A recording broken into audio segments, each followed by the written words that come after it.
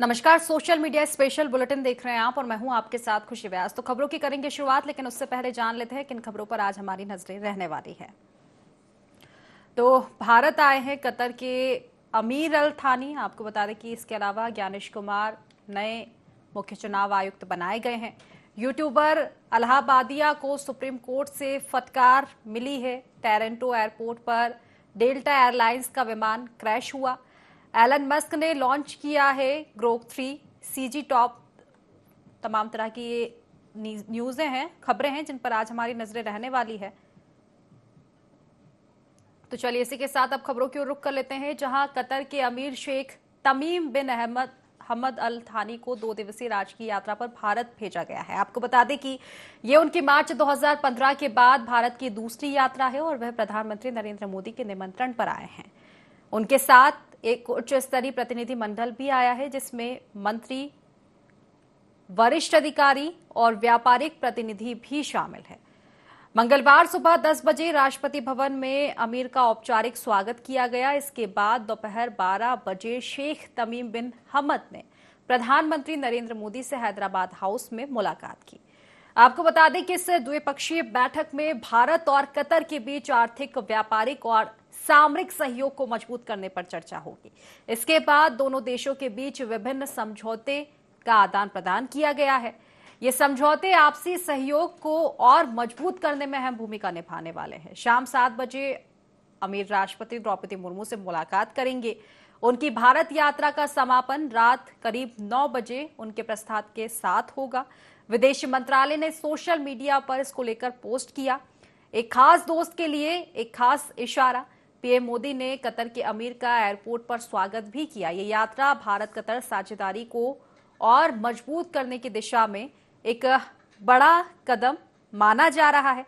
आपको बता दें कि प्रधानमंत्री नरेंद्र मोदी ने सोशल मीडिया प्लेटफॉर्म एक्स पर लिखा था कि कतर के अमीर महामहिम शेख तमीम बिन हमद अल थानी का स्वागत करने के लिए हवाई अड्डे पर गया। भारत में उनके सफल प्रवास की कामना करता हूं और मंगलवार को होने वाली हमारी मुलाकात की प्रतीक्षा कर रहा हूं। कतर के अमीर 2 दिवसीय राजकीय दौरे पर भारत आए हैं। उनके साथ एक उच्च स्तरीय प्रतिनिधि मंडल भी आया है।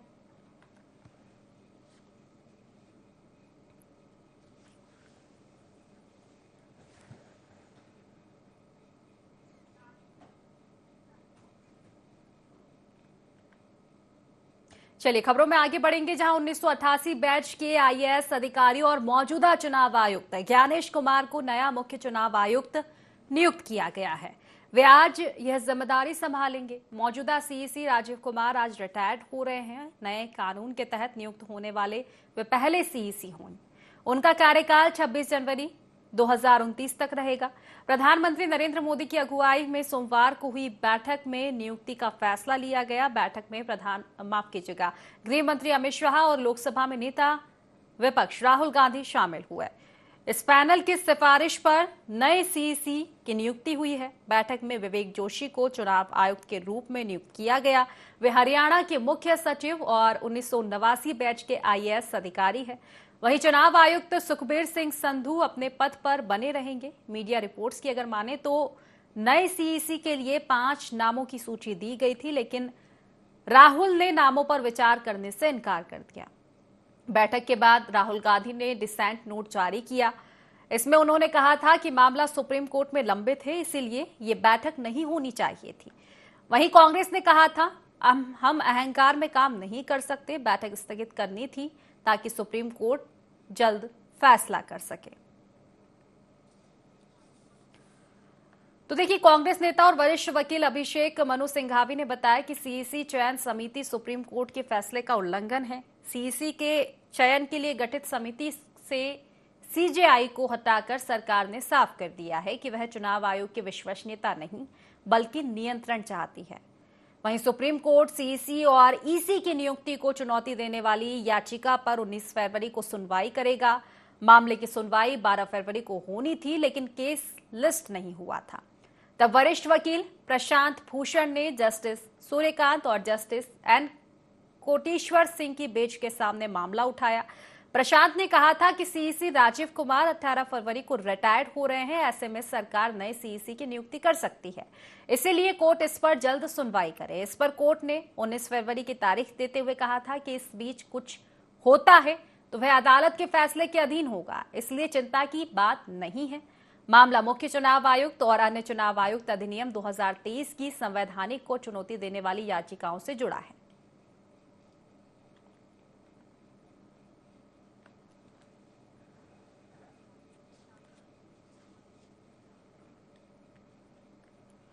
तो 1988 बैच के आईएएस अधिकारियों और मौजूदा चुनाव आयुक्त ज्ञानेश कुमार को नया मुख्य चुनाव आयुक्त यानी कि सीईसी नियुक्त किया गया है।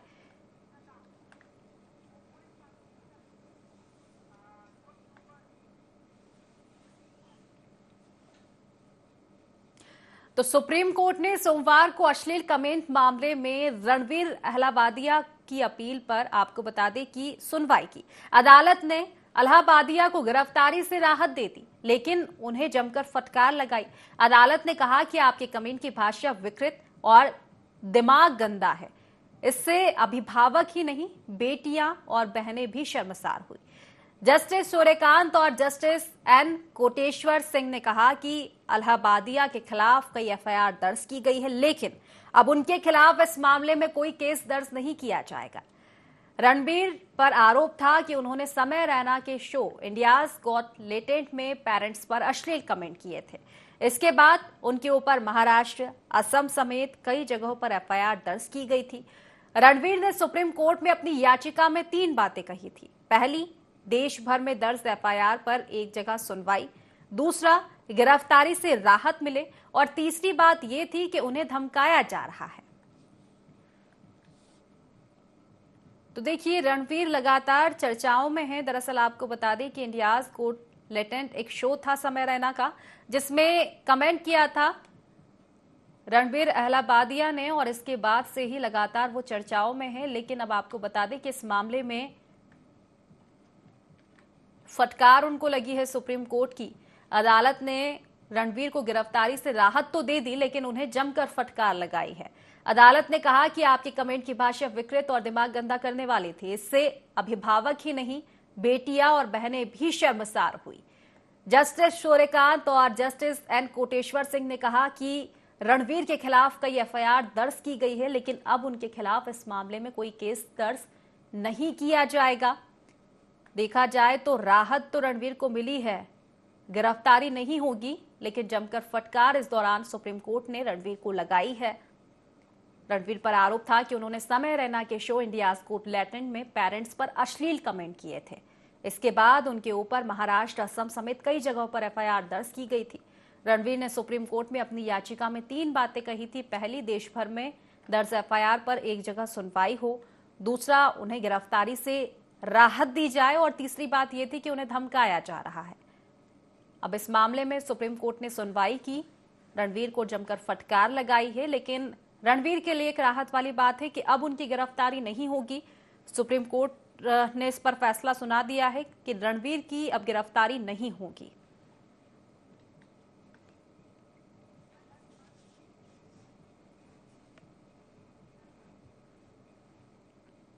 तो एलन मस्क ने अपना नया एआई बॉट लॉन्च कर दिया है। आपको बता दें कि ग्रोक 3 को कंपनी धरती का सबसे स्मार्ट एआई बता रही है। कंपनी ने दावा किया है कि एआई दूसरे मॉडल्स के मुकाबले मैथ, रीजनिंग और साइंस के मामले में काफी बेहतर है। ग्रोक 3 को प्रीमियम यूजर्स के लिए लॉन्च किया गया है और कंपनी ने बताया कि जल्द ही इसका एपीआई भी जारी किया जाएगा। ग्रोक 3 को लॉन्च कर दिया गया है। एलन मस्क की XAI का दावा है कि ये दुनिया का सबसे स्मार्ट एआई है, जिसकी मदद से कोडिंग से लेकर लाइव गेम्स तक को बनाया जा सकता है। जल्द ही ग्रोक 3 का एपीआई वर्जन भी लॉन्च किया जाएगा, जिसका इस्तेमाल एंटरप्राइजेस कर पाएंगे। इस एआई मॉडल को प्रीमियम यूजर्स के लिए जारी किया गया है। मस्क ने बताया कि इस एआई मॉडल को 2 लाख जीपीयू की मदद से ट्रेन किया गया है। मस्क पिछले कुछ दिनों से सोशल मीडिया प्लेटफॉर्म एक्स पर इस एआई को टीज कर रहे थे। उन्होंने अब ये दावा किया था कि ये धरती का सबसे स्मार्ट एआई होगा। आपको बता दें कि एआई वर्ल्ड में कंपटीशन तेज हो चुका है। खासकर चीनी मॉडल्स के लॉन्च होने से जो अमेरिकी कंपनियों के मुकाबले कम लागत पर प्रोडक्ट्स को तैयार कर रहे हैं।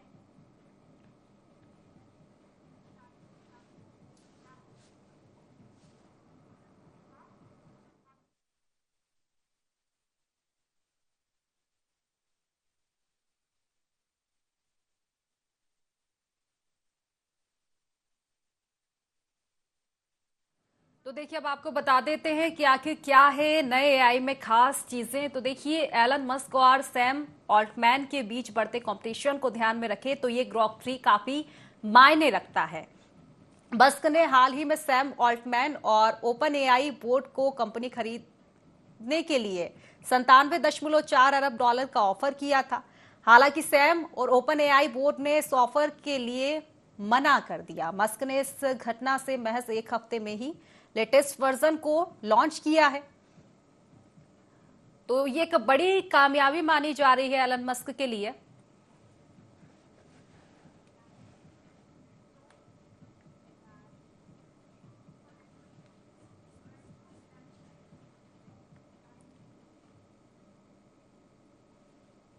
चलिए, खबरों में आगे बढ़ेंगे। कनाडा के टोरंटो के पियर्सन इंटरनेशनल एयरपोर्ट पर डेल्टा एयरलाइंस का एक विमान लैंडिंग के दौरान दुर्घटनाग्रस्त हो गया। इसमें 18 लोग घायल हो गए, जिनमें 2 की हालत काफी गंभीर बताई जा रही है। आपको बता दें कि प्लेन में 76 पैसेंजर और 4 क्रू मेंबर्स थे। मीडिया रिपोर्ट्स की माने तो विमान अमेरिका के मिनियापोलिस से टोरंटो आ रहा था। फ्लैप एक्चुएटर फेलियर की वजह से विमान अचानक से पलट गया, यानी लैंडिंग के दौरान विमान के पंखों पर लगे फ्लैप सही से काम नहीं कर पाए। वहीं कुछ लोगों का कहना यह भी है कि हादसे के समय टोरंटो में तेज बर्फीला तूफान चल रहा था। कनाडा के मौसम विभाग के अनुसार 65 किलोमीटर प्रति घंटे की रफ्तार से हवाएं चल रही थी। इसी वजह से प्लेन पलट गया। हालांकि हादसे का सही कारण स्पष्ट नहीं हो सका है। कनाडा का परिवहन सुरक्षा बोर्ड हादसे की जांच कर रहा है। इसमें अमेरिका की राष्ट्रीय परिवहन सुरक्षा बोर्ड भी मदद कर रहा है। पायलट ने कहा कि विमान उल्टा पड़ा था और जल रहा था। हादसे के तुरंत बाद हेलीकॉप्टर पायलट ने एयर ट्रैफिक कंट्रोल से बातचीत की थी।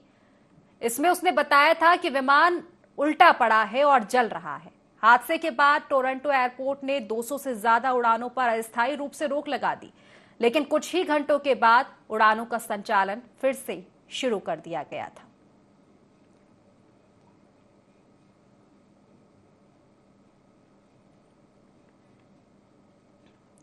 तो टोरंटो एयरपोर्ट पर यह हादसे की तस्वीरें सामने आई हैं। हालांकि देखा जाए तो एक बड़ा हादसा होने से भी टला है। 18 लोग घायल हुए हैं, 2 की हालत गंभीर बताई जा रही है। लैंडिंग के दौरान तकनीकी खराबी की वजह से बताया जा रहा है कारण, इसी वजह से विमान था जो पलट गया। भारत में स्वास्थ्य सेवा में क्रांतिकारी बदलाव लाने के लिए एक बड़ी पहल हुई है। इसके तहत देश के करीब सभी जिलों में एयर एम्बुलेंस सेवा शुरू की जाएगी। इसके लिए आपको बता दें कि ICATT के साथ 1 अरब डॉलर के सौदे पर हस्ताक्षर किए गए हैं। आपको बता दें कि डील के तहत IIT मद्रास स्थित electric aircraft startup ePlane company 788 air ambulance की आपूर्ति करेगी, जिन्हें सड़क और कहीं भी छोटी जगह पर उतारा जा सकेगा। इसके साथ ही भारत देश भर में on road vertical take off और लैंडिंग एयर एम्बुलेंस सेवा शुरू करने वाले चुनिंदा देशों की सूची में भी शामिल हो जाएगा। आपको बता दें कि plane company electric vertical take off और लैंडिंग यानी कि EVTOL के साथ काम करेगा। इस सर्विस की शुरुआत के बाद गंभीर स्थिति में मरीजों को तुरंत मदद मिल सकेगी। ये 788 एयर एम्बुलेंस भारत की प्रमुख एयर एम्बुलेंस फर्म ICATT को दी जाएगी। इसके बाद ये एयर एम्बुलेंस देश के लगभग हर जिले में तैनात की जाएगी।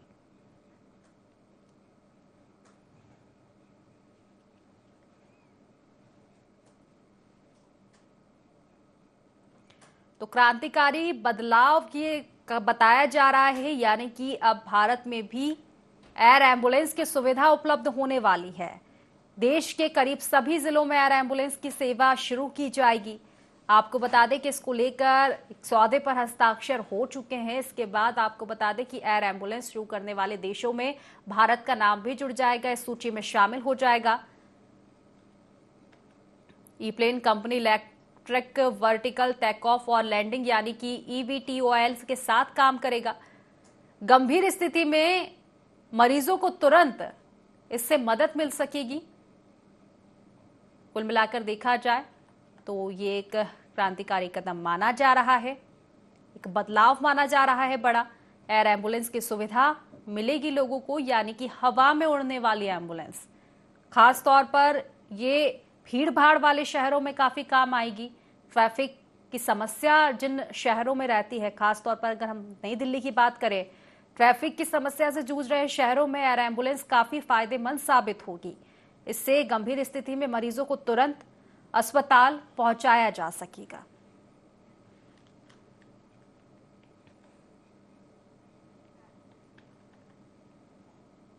तो उत्तर प्रदेश विधानसभा का बजट सत्र आज से शुरू हो गया है, जहां प्रमुख विपक्षी दल समाजवादी पार्टी ने सदन के शुरू होने से पहले ही विधानसभा में भाजपा को घेरा और नारेबाजी कर जमकर विरोध प्रदर्शन किया।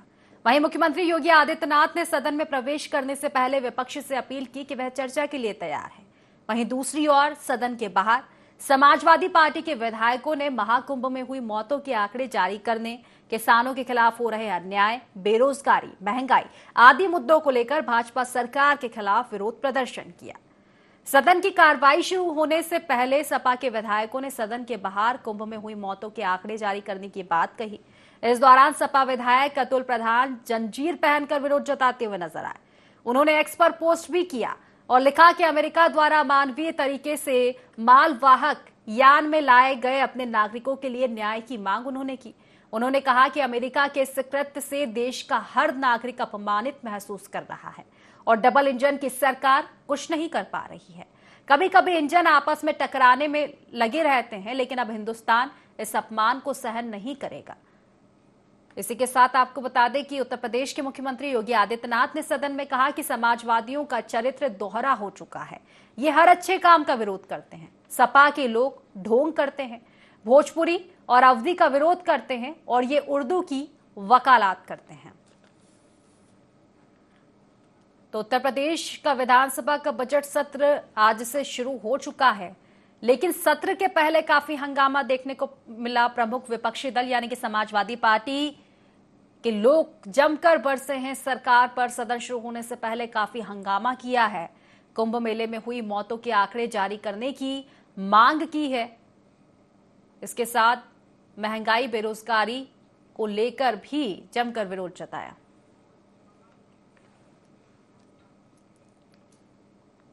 तो देखिए, महाकुंभ में अब सिर्फ 8 दिन का समय बाकी है, लेकिन श्रद्धालुओं की भीड़ कम नहीं हो रही है। 37 दिनों में 54 करोड़ से ज्यादा श्रद्धालु स्नान कर चुके हैं और श्रद्धालुओं का आंकड़ा लगातार बढ़ता जा रहा है। आपको बता दें कि महाकुंभ में श्रद्धालुओं का जमावड़ा देखने को मिल रहा है। वीआईपी मूवमेंट भी बढ़ चुका है और इसी के साथ आपको बता दें कि लगातार श्रद्धालु का जमावड़ा देखने को मिल रहा है। महाकुंभ में तमाम तरह की व्यवस्थाएं भी की गई है। आपको बता दें कि जिस तरह से भीड़ बढ़ रही है, उस तरह से ही अलर्ट प्रशासन मोड में नजर आ रहा है। 37 दिनों में 54 करोड़ से ज्यादा श्रद्धालु स्नान कर चुके हैं बीते। भीड़ के चलते रविवार देर रात नैनी, नया ब्रिज, फाफामऊ जैसे क्षेत्रों में 10 से 12 किलोमीटर लंबी कारों की लाइनें लगी रही। मेला क्षेत्र में वाहनों की एंट्री रोक दी गई है। इसके चलते संगम तक पहुंचने के लिए लोगों को 10 से 12 किलोमीटर पैदल चलना पड़ रहा है। महाकुंभ में वीआईपी मूवमेंट भी बढ़ चुका है। आज पूर्व उपराष्ट्रपति वेंकैया नायडू और आंध्र प्रदेश के डिप्टी सीएम और एक्टर पवन कल्याण संगम में डुबकी लगाएंगे। महाकुंभ में अब तक 7.5 लाख श्रद्धालुओं का इलाज हो चुका है। इसके अलावा अब तक 4000 छोटे और 12 बड़े ऑपरेशन किए जा चुके हैं। केंद्रीय मंत्री प्रहलाद जोशी, केंद्रीय मंत्री जी किशन रेड्डी, महाराष्ट्र के राज्यपाल सीपी राधाकृष्णन, आंध्र प्रदेश के डिप्टी सीएम पवन, बिहार के डिप्टी सीएम सम्राट चौधरी, पूर्व उपराष्ट्रपति नायडू, नॉर्वे के राजदूत एलिन स्टेनर, गोवा सरकार में मंत्री आरएम धवलीकर, गोवा सरकार में मंत्री नीलकंठ आर हरलनकर भी डुबकी लगाते हुए नजर आएंगे। तो देखिए, महाकुंभ के चलते एयरपोर्ट पर रेलवे स्टेशन जैसे हालात देखने को मिल रहे हैं। रविवार को 60 उड़ानों से 20,000 से ज्यादा श्रद्धालु आए और गए हैं।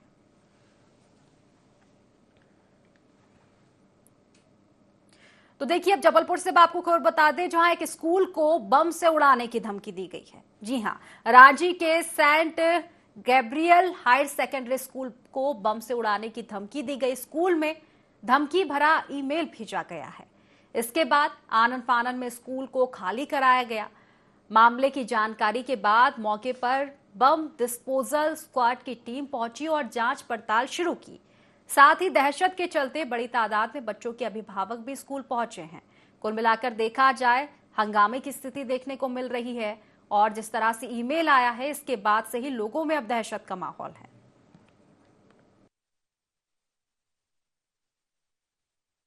सेंट ग्रेवियर स्कूल में ईमेल के माध्यम से किसी ने यह सूचना दी कि स्कूल में बम रखा हुआ है और तुरंत स्कूल प्रबंधन ने बच्चों को सबसे पहले बाहर किया और प्रशासन को सूचित किया है।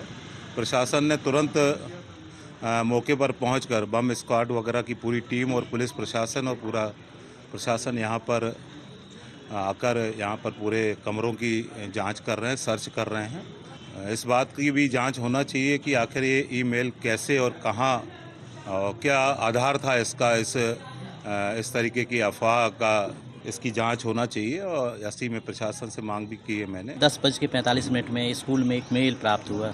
उस मेल में बम होने की सूचना दी गई थी कि स्कूल में बम रखा हुआ है। तत्काल ही एक्शन में आते हुए बम स्क्वाड टीम को बुलवाया गया और वो जांच की जा रही है। और उसके पहले ही हमने बच्चों को सारी स्कूल प्रबंधन द्वारा खाली करवा लिया गया था। बच्चे अंदर नहीं हैं और हमारी बम स्क्वाड की टीम जांच कर रही है। अभी तक के जांच में ऐसा कुछ भी अंदर नहीं पाया गया है।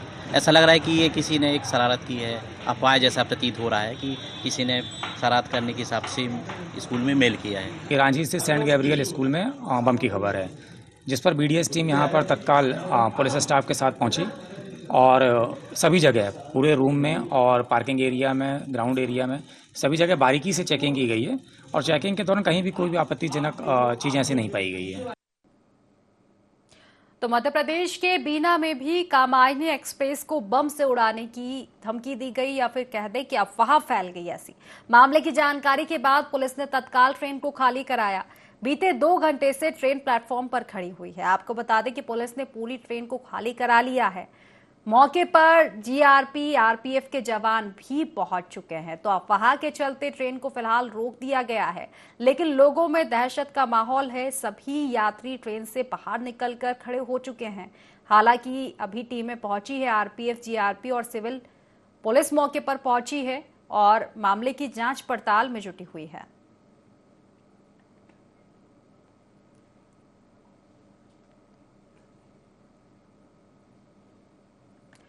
तो मुख्यमंत्री पुष्कर सिंह धामी ने विधानसभा के उपवेशन के लिए ई विधानसभा एप्लीकेशन का शुभारंभ किया है।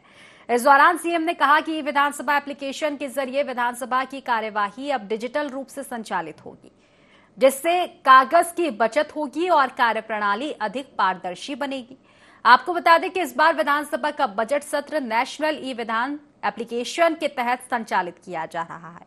उत्तराखंड में विधानसभा के कार्यों को डिजिटल और पेपरलेस बनाने के लिए ई विधानसभा प्रणाली अपनाई गई है। इसके माध्यम से विधायक अब प्रश्न, प्रस्ताव, नोटिस और अन्य दस्तावेज ऑनलाइन प्रस्तुत कर सकेंगे, जिससे उनकी कार्यक्षमता और सुविधा में वृद्धि होगी। इसके तहत विधानसभा में विधायकों की टेबल पर टैबलेट लगाए गए हैं। डिजिटल प्रणाली से विधानसभा की सभी प्रक्रियाएं अधिक प्रभावी और पारदर्शी होंगी।